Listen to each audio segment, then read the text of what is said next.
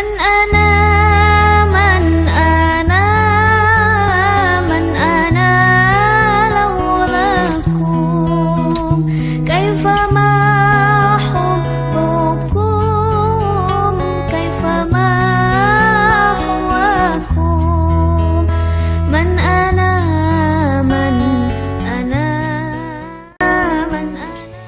Assalamualaikum warahmatullahi wabarakatuh. Anak-anakku sekalian, kelas 7 yang saya cintai dan banggakan, alhamdulillah pada hari ini kita masih diberikan rahmat dan nikmat oleh Allah Subhanahu wa taala sehingga kita bisa melaksanakan kewajiban Pak Agus kalian bersama-sama menuntut ilmu dalam jarak jauh, pembelajaran daring, pendidikan agama Islam dan budi pekerti. Anak-anak, untuk mengawali supaya kita mendapatkan kemudahan dan ilmu yang bermanfaat, mari kita berdoa dulu dengan membaca suratul Fatihah. Al-Fatihah. A'udzu billahi minasyaitonir rajim. Bismillahirrahmanirrahim. Alhamdulillahi rabbil alamin. Ar-Rahmanir Rahim. Maliki yaumiddin. Iyyaka na'budu wa iyyaka nasta'in. Ihdinas siratal mustaqim. Siratal ladzina an'amta 'alaihim ghairil maghdubi 'alaihim waladdallin. Amin. Anak-anakku sekalian yang saya cintai dan banggakan, sebagai kelanjutan dari pembelajaran kita minggu yang lalu, di mana kalian semuanya sudah Pak Agus beri tugas untuk merangkum materi di bab 3. Dan alhamdulillah kalian semuanya tetap semangat dan mengumpulkan, meskipun ada beberapa yang terlambat dan juga belum mengumpulkan. Saya ingatkan, mari kita selalu bersemangat dalam menuntut ilmu, tugas kerjakan dengan baik. Allah Subhanahu wa taala sudah berjanji kepada kita semuanya bahwasannya Allah akan mengangkat orang-orang yang beriman dan berilmu beberapa derajat. Artinya, kalau kita mau menuntut ilmu dengan sungguh-sungguh, menuntut ilmu dengan sepenuh hati, tujuannya adalah untuk melaksanakan perintah Allah, maka janji Allah yang akan kita dapatkan adalah menjadi orang-orang yang mempunyai derajat mulia, baik di hadapan manusia maupun Allah Subhanahu wa ta'ala. Yarfa'illahu alladhina amanu minkum walladhina utul ilma darajat. Anak-anak, oleh karena itu mari kita selalu bersemangat dalam menuntut ilmu, karena di dalam hadis Rasulullah juga menjelaskan bahwasannya menuntut ilmu itu adalah kewajiban kita semua umat Islam, baik laki-laki maupun perempuan. Kewajiban kita mulai sejak dalam kandungan sampai meninggal dunia. Anak-anak, pada hari ini Pak Agus akan menjelaskan materi yang sudah kalian rangkum, yaitu tentang memupuk persaudaraan pada hari yang kita tunggu. Artinya kita di bab ini akan belajar tentang bagaimana kita bisa memupuk kerukunan, memupuk persaudaraan. Anak-anakku yang saya cintai dan banggakan, persatuan persaudaraan ini adalah salah satu modal kita untuk menjadi orang sukses. Mengapa demikian? Karena anak-anak, untuk hidup saja, jangankan sukses, hidup saja yang layak, kita harus dan butuh bantuan orang lain. Kita tidak bisa hidup sendiri. Kita pasti membutuhkan orang lain. Di antara yang bisa memupuk persaudaraan, kebersamaan, itu adalah kita implementasikan, kita belajar, yaitu dengan sholat berjamaah. Nah, pada bab ini kita akan membahas tentang sholat Jum'ah. Sholat Jum'ah. Anak-anak, apa sih sholat Jum'ah itu? Sholat Jum'ah adalah sholat yang kita lakukan dengan berjamaah pada waktu sholat zuhur dan pada hari Jumat. Jadi sholat Jum'ah itu hanya dilaksanakan pada hari Jumat, yaitu hari yang utama dibanding dengan hari-hari yang lain. Nah, anak-anakku sekalian yang saya cintai dan banggakan,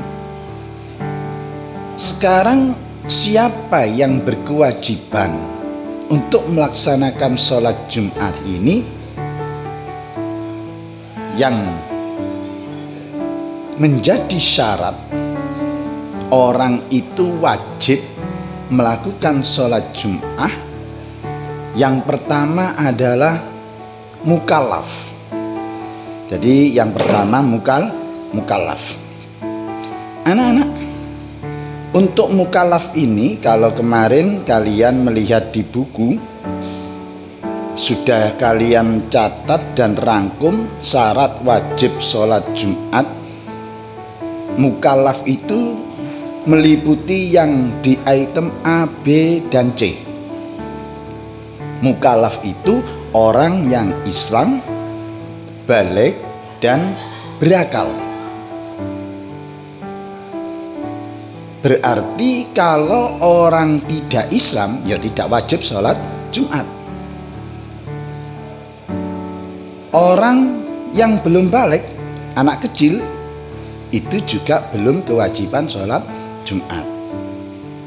Orang gila, yang dimaksud di situ yang tidak berakal itu ya orang yang hilang akalnya. Hilang akal yang permanen.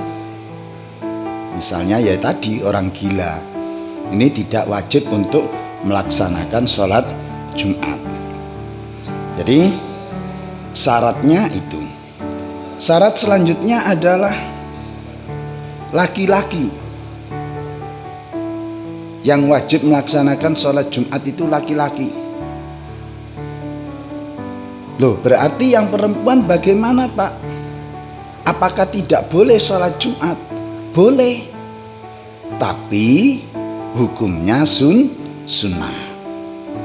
Sunnah itu kalau dikerjakan mendapat pahala, ditinggalkan tidak apa-apa. Nah, anak-anak, karena kewajiban ini dilakukan pada sholat duhur yang waktunya bersamaan, maka di sini ada yang berpendapat bahwasannya kalau bagi laki-laki sholat duhur sudah tidak perlu dilakukan apabila sudah sholat Jumat. Ada yang berpendapat meskipun sholat Jumat tetap melakukan sholat duhur dan seterusnya. Nah, untuk memahami ini kalian harus lebih dalam lagi belajar tentang ilmu agama. Baik anak-anak, untuk selanjutnya syarat orang diwajibkan sholat Jumat: sehat badan. Kalau sakit berarti boleh tidak Jumatan. Terus bermukim. Bermukim itu bertempat tinggal di situ. Artinya tidak sedang bepergian. Kalau sedang bepergian, ini tidak wajib tapi menjadi sunnah. Artinya kalau ditinggal ya sudah apa-apa, tapi kalau dilaksanakan ya sudah tetap seperti wajib melaksanakan. Kemudian anak-anak, kalau waktu yang memungkinkan, artinya karena sholat Jumat itu harus dilakukan dengan jamaah,